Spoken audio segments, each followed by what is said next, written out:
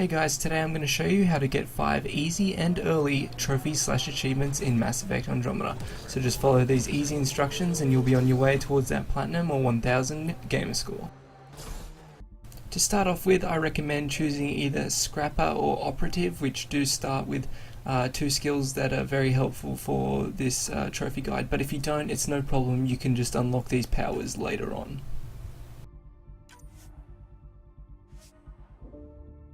Okay, so what you want to do is find yourself a group of enemies while not in a main mission, and then you want to save your game using a manual save, and then you can reload this every time after you spend your powers. Now first we're going to go into skills, go down to tech, and buy cryo beam. I'm just going to buy the first one and stick with that. I'm going to put it on my R1 slot, as you can see there, and confirm that. Now the first trophy we're going for is Icebreaker, and it's quite an easy trophy. The requirement for this trophy is to use a ground pound on a frozen enemy. So you're going to use R1 to freeze this enemy, or right bumper if you're on Xbox, simply like this. You're going to hover above him, then press the melee button, which is triangle or Y, once again depending on what console you are. And just like that, the trophy will pop up and you'll go into game, load save, and load your last manual save, which will take you back to before you spent your points. I should point out that you won't actually see the trophies pop in this video because I'm using the PlayStation capture feature, because my recording device is a bit broken at the moment, but I'll get that fixed soon. But these are when the trophies are popping, so you don't have to worry about that. Okay, so next we're going to be going for the rough landing trophy. What you need is the trip mine, just buy the first version, and I like to assign this to the middle slot, which requires you to press L1 and R1 at the same time to use. Then go into biotics, buy pool, just buy the first version, that's all you need, and assign it to your L1 spot. Again, this is just what I find easiest to remember. And throw, you can just buy the first version and assign it to your last spot, which in mine is R1, and then you're good to go for the trophy. And what you're going to do is put your mine down there, grab the first enemy you see with pool, and then simply throw him at the mine. It's that easy.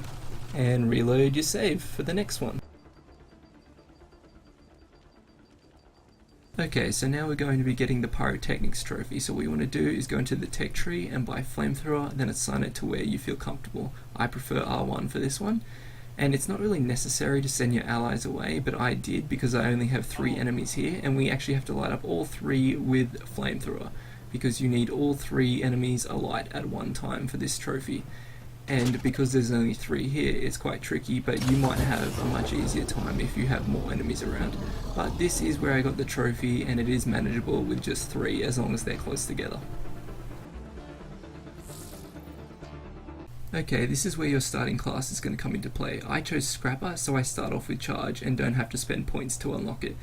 So all I need is Charge in my left one, and if you chose Operative, you'll start off with Tactical Cloak. But I didn't, of course, because I chose Scrapper, so I'm going to unlock Tactical Cloak by just purchasing other ones in this tree. Get Tactical Cloak just like that. I only need the first version of both these powers, and I'm just going to assign them to where I need and use them like this in the field.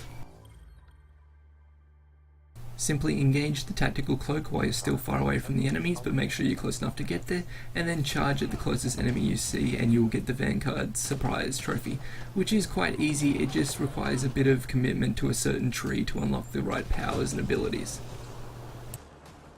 And finally, we're going to be unlocking the long distance jump trophy.